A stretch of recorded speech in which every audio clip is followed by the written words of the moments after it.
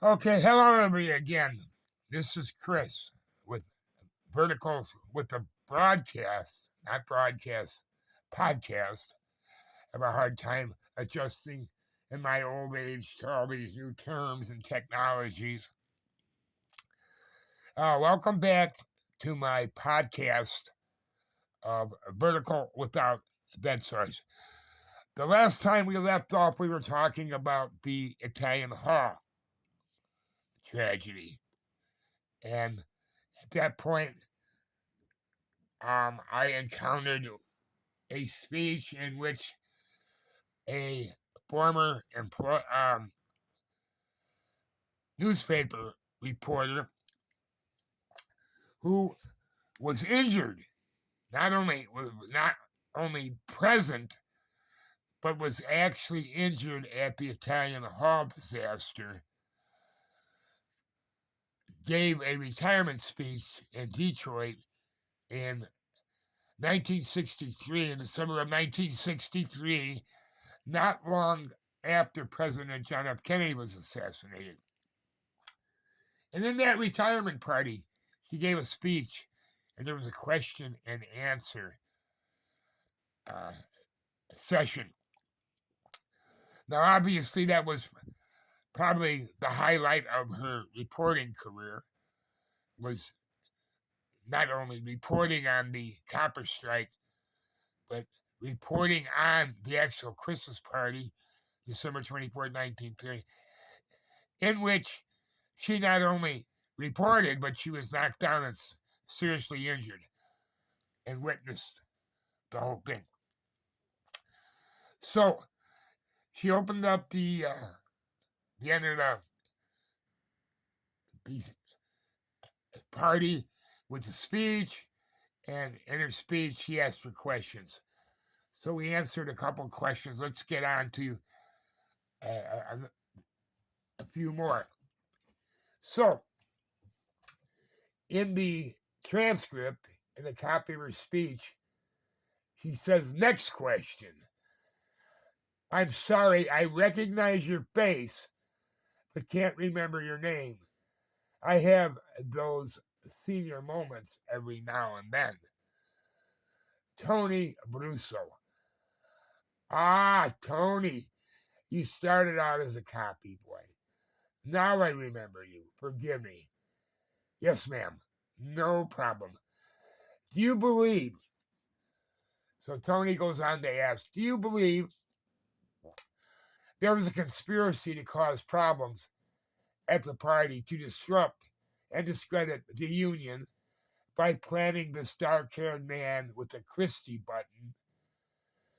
I think that was what it was called on his lapel.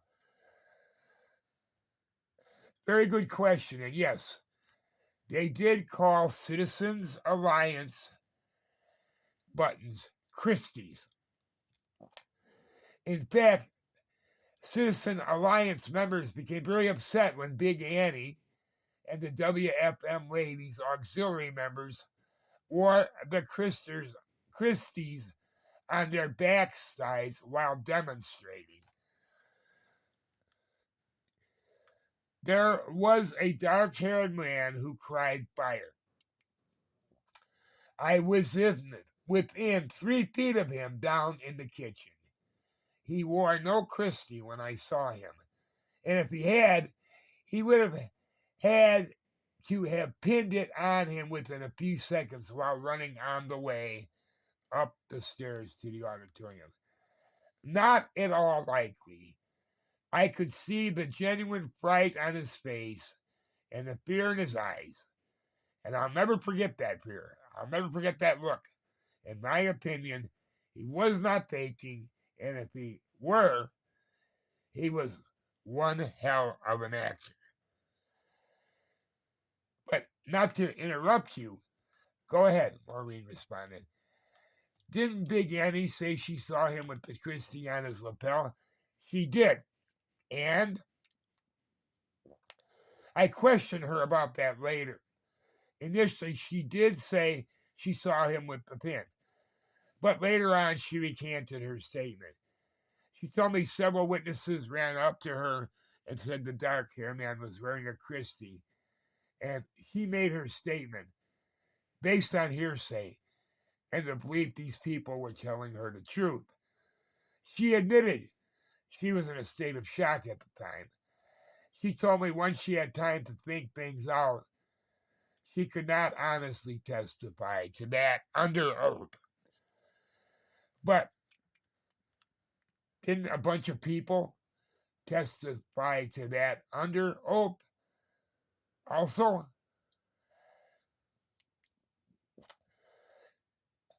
Tony, you're a good reporter, stuff with facts, and asking all the right questions. Yes, some did, but all of us as journalists know when we come upon a scene, if you look hard enough, there are people. Uh, there are people I always called impressionable witnesses who will testify, given the opportunity, to just about anything a reporter may suggest or implant in their mind. Plants, suggest or implants in their mind. Who knows why? There are people who will do that for the limelight, the media attention, the 5 minutes of fame. Children especially. I have never adhered to the adage, find a child and you'll find the truth. I've encountered too many instances in which kids were coerced by adults to, I say, parenthetically, tell the truth. What I have found many times, children will tell the so-called truth in which they have been coached and persuaded to be the truth. They're directed.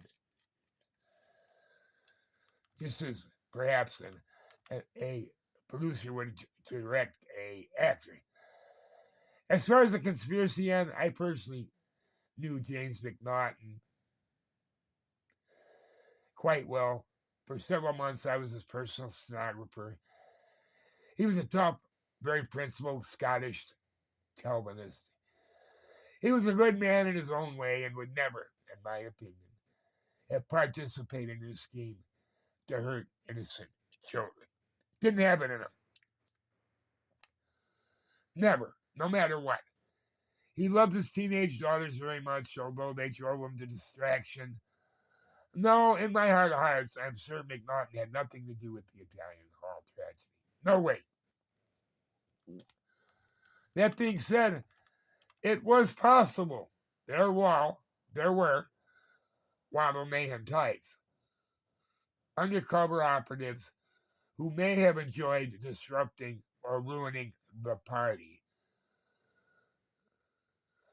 The waddies I saw, one of them, my brother-in-law, sitting right down in the front row now, as I have already mentioned, truly tried to rescue victims at great peril to themselves. There are boundaries even in strikes which most, not all, but most people on either side would not cross.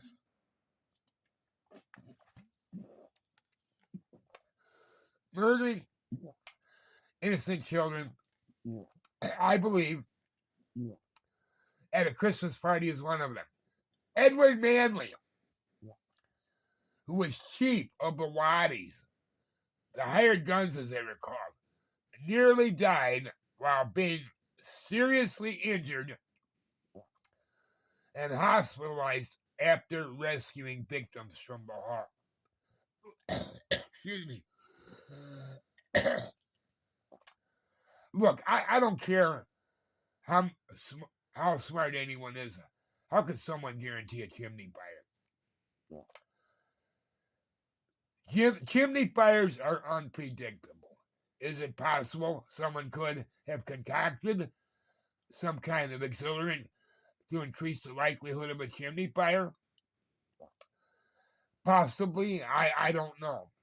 If someone intentionally wanted to murder a lot of children, wouldn't a charge of dynamite remotely activated outside the building have done the job. Dynamite was used extensively down in the mines, is readily available all over copper country. It was not as though there weren't enough people very experienced in using dynamite to destroy things, even human beings. Mines routinely used dynamite to remove residential tree stumps, even. Miners did, not mines. The miners would get extra dynamite, and if they wanted to remove a big tree stump, they'd blow it up. Dynamite was easily accessible in copper country, and was everywhere. Oh, you could go to a miner's house and go to an old shed, and there's a good possibility you'd find some dynamite in there. Whether it was to blow up an old foundation or 4th of July, New Year's Eve, God knows what. But dynamite was everywhere. Every one of those 500 or so children received a small gift. Auxiliary ladies and women worked long hours for weeks in knitting gloves, caps, sweaters, and scarves. So at least every kid in town had a present. Each present was dressed in wrappings. Now, we all know the first thing a kid does is rip the wrapping apart and toss it aside to get to the toy or gift. There were 700 people in that room at one time. I think someone asked that young lad, Eddie, encountered, to start burning wrappings in the chimney. Eddie warned the teenager not to put too much all at once in the fire when he found the kid watching the flame with the door open on the stack. By keeping the door open and feeding too much paper, did the flame get too much fuel and too much oxygen and ignite the built up creosote within the stack? That's my supposition. To bolster that theory, there had been a dazed, frightened boy within a few minutes after the ruckus started, who had been rescued from the back porch roof of the hall, who had singed eyebrows and a hat with a burn hole in its visor and a jacket covered in soot shortly after the alarm had been sounded. When asked what had happened, the lad was frightened, less than forthcoming, and immediately wasted no opportunity in disappearing in the confusion once fire apparatus began to arrive on the scene. To this day, I don't believe anyone ever found out who he was. And if they did, they were smart enough to keep it a secret, because he would have at the very best, been tarred and feathered and run out of town, or much worse, much worse. You know, when children's people die, and people are looking for a scapegoat, it would be possible that a mob would hang the kid from the nearest tree. So, as I say, if anybody knew, they weren't going to tell. As an afterthought, let me add this. There was so much tension out there, especially on the street. Miners' wives were even more radicalized than the miners themselves. It is only natural they were fighting for the food on the table to feed their children. There was a group of women who got up early in the morning whose only purpose was to harass scabs on their way to work. It got so bad the cats and dogs regularly followed these WFM auxiliary women so they could scavenge the beaten miners' sandwiches from the strewn lunch pails lying all over the street. A lot of beatings occurred early mornings at 8th and Oak Street in Red Jacket. It was not unusual for a so-called scab to be dragged from their seat and beaten by a group of miners' wives on the trolleys. I remember one elderly 60-ish man being particularly viciously beaten at the interurban stop in Lorient. To me, it seems to be particularly ludicrous, given the mood at the time, that this bright, dark-haired man to whom I have alluded with the dark mustache would have taken the time to pin a Christie button on his lapel while screaming fire. Truthfully, had anyone won a Christie button in the hall, there's no doubt in my mind they would have been severely beaten and critically wounded in a hall full of miners and their wives. Logically, following this through, why would the Citizens Alliance have wanted to engender the outrageous backlash of the community by attributing the disaster to itself? Now, there are those who might suggest it was a WFM attempt to rewind public sentiment after the Painesdale shootings had changed the tide against the Union. Let me tell you this. I was at the epicenter of information at the WFM in Red Jacket. Never had I ever heard any inkling of a WFM plot to disrupt the party. If I had, I would have immediately reported to WFM headquarters and to Houghton County Sheriff Frank Cruz. Now, would it have been possible that some rogue element of WFM had planted the dark-haired man as a counter-espionage scheme? Painesdale was an out-of-control tragedy implemented rogue element of the WFM's membership, of whom the leadership had absolutely no idea.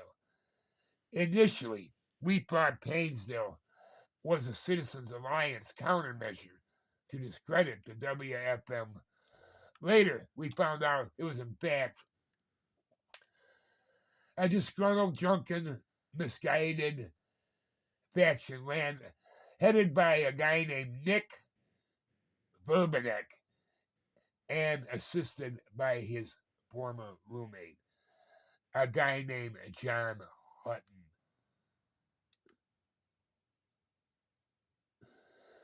So, why do I bore you with these fake details?